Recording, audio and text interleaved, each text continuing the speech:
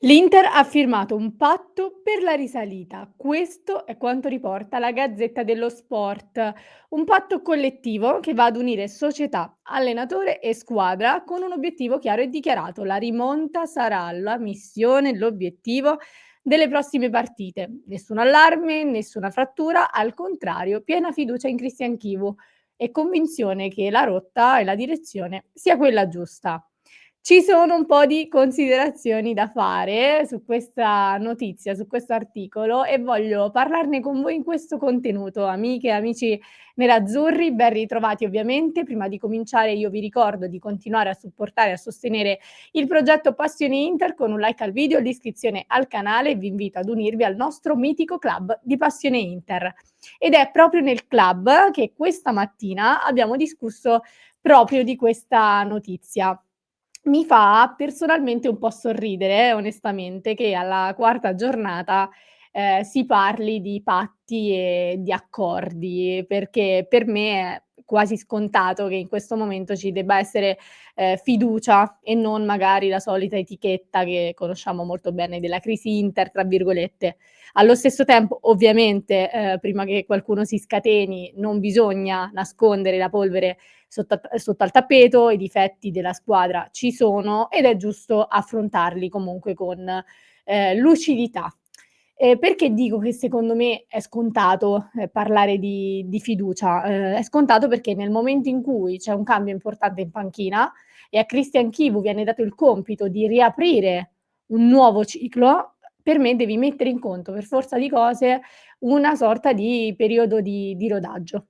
Soprattutto, se gli affidi una rosa praticamente identica a quella dello scorso anno, con assolutamente qualche innesto, con qualche elemento che si sta, dimostrando anche già molto importante e rilevante all'interno dell'assetto della squadra, ma lo scheletro fondamentalmente, come detto più volte, rimane quello dell'Inter creata e soprattutto valorizzata da Simone Inzaghi. E allora, leggendo che la dirigenza ha confermato la fiducia nell'allenatore, che si sono ritrovati lì ad Appiano Gentile per parlarne, mi viene, quasi, spontaneo, ecco, dire che sarebbe strano il contrario. Anzi, se la panchina di Kivu in questo momento, ad oggi, vacillasse, questo sarebbe per me molto grave. Vorrebbe dire che non c'è stata chiarezza, coerenza, soprattutto lungimiranza nel momento in cui la scelta è ricaduta su di lui. Chivu per me in questo inizio stagione molto turbolento, sta dimostrando sicuramente una cosa che forse non tutti si aspettavano. Tanta sostanza, un atteggiamento da leader, che si riconosce anche, nelle dichiarazioni, in conferenza stampa, post partita, in generale da quello che dice. Un leader che conosce e riconosce quelli che sono i limiti, della squadra che ha a disposizione e probabilmente in realtà ha già chiaro in testa anche come superarli.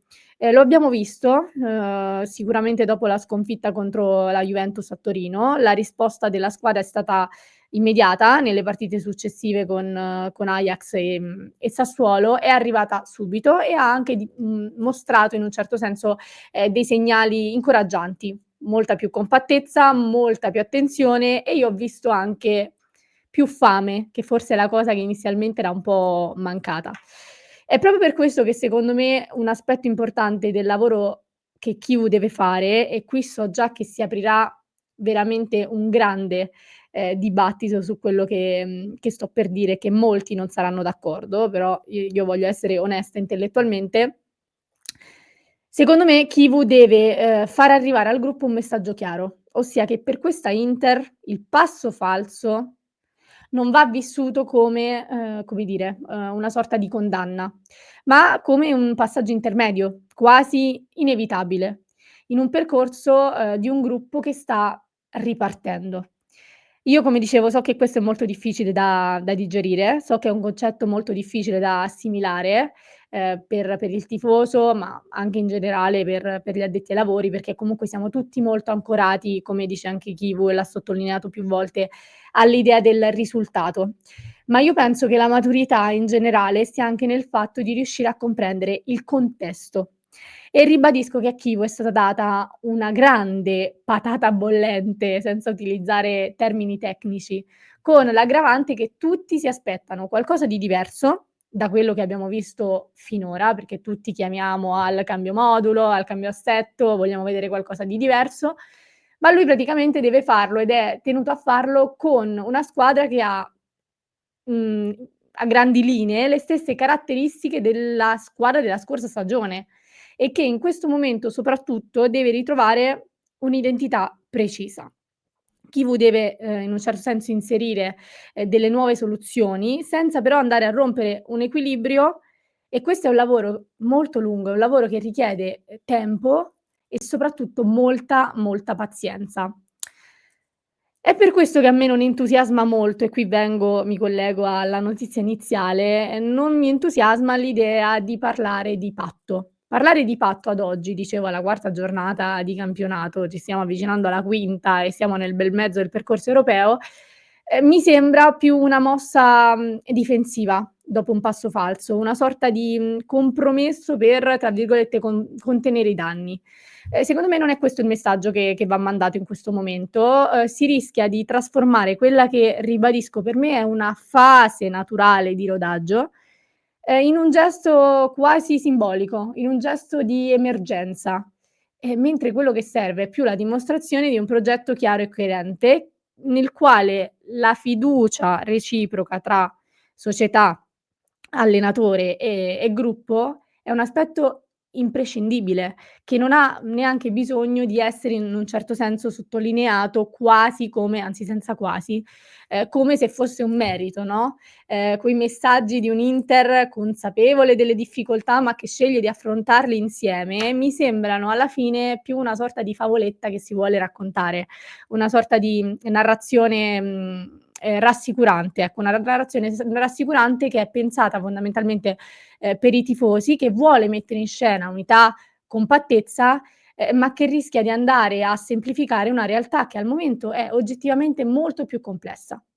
La squadra ha ancora difetti evidenti, momenti di superficialità, lacune da correggere e il percorso di crescita non possiamo limitarlo a dire, l'Inter adesso ha una missione ed è quella della risalita, perché è una cosa sulla quale bisogna lavorare e che va dimostrata sul campo partita dopo partita. Ecco perché per me celebrare l'idea del patto non è il massimo, ecco, in questo momento. Preferisco concentrarmi su quelle che sono le azioni concrete che si dimostrano nella fiducia quotidiana all'allenatore, nella capacità, dei giocatori di rispondere ai richiami e di un lavoro anche, se vogliamo, tra virgolette "silenzioso" della società che deve, in un certo senso garantire, anzi senza in un certo senso, garantire ovviamente stabilità e continuità al progetto. Questi sono elementi fondanti di un club e di una società che non hanno bisogno di essere enunciati come se fossero un merito straordinario, perché per me è proprio la base dalla quale bisogna partire e non è un plus che una squadra si incontra da piano per, ribadire la fiducia. Cioè per me la fiducia è alla base, soprattutto in un momento del genere.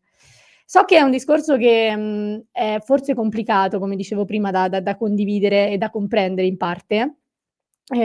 Quindi io ovviamente vi aspetto nei commenti perché, sono curiosa, ecco, di sapere anche cosa ne pensate voi. Stamattina, come dicevo, ci siamo confrontati sul club, per questo argomento. Ribadisco che adesso le dimostrazioni dovranno arrivare sicuramente sul campo. L'Inter avrà modo di farlo perché la parentesi europea ci darà modo, ecco, di dimostrare in che momento siamo, anche ovviamente trovare una sorta di costanza in campionato sarà in un certo senso necessario, ma appunto da parte di Kivu ci dovrà essere un lavoro doppio, triplo, veramente, veramente importante.